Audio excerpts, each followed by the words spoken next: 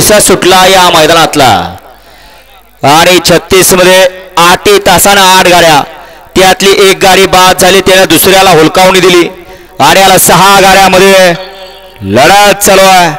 कोण होतोय गाडी क्रमांक 36 चा गट विजेता अतिशय सुंदर आणि निर्वाद वर्चस्व